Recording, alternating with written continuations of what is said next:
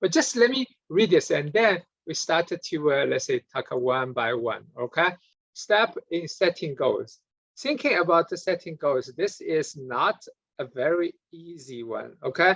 Okay, the corporate level, probably it is very easy because the top officers, they just say, hey, we want to be the, one of the Fortune 500, right? This is the goal. Easy, right?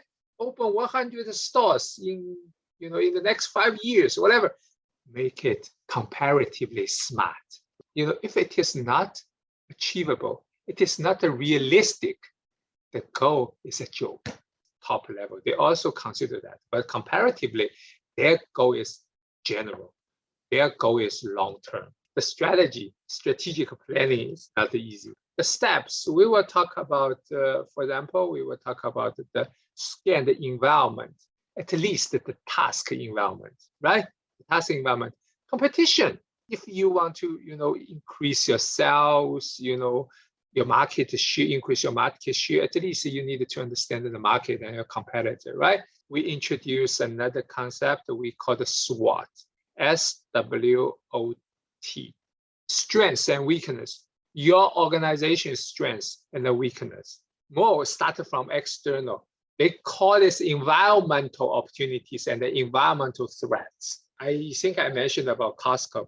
Costco opened their, quickly opened their store in China. The first step is this, oh, okay, we see the opportunity in China.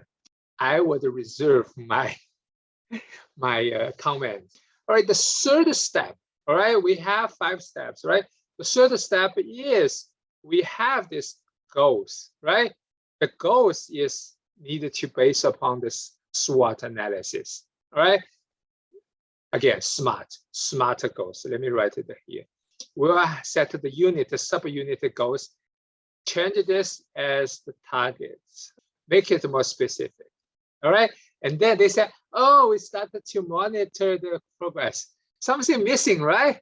Something missing. Also, you have the goals, and then I'm looking for the planning.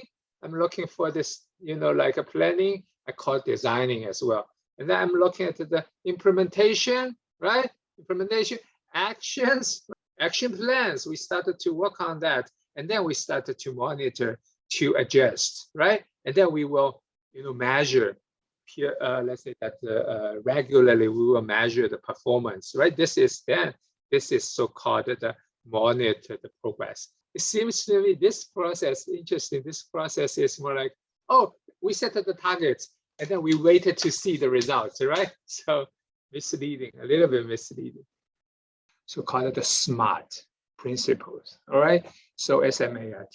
There are different interpretations, all right, for those SMART. The first one is the specific. I think this is very clear, all right? So we needed to have very detailed, measurable, this, let's say that once you read this, you already understand what the standard means.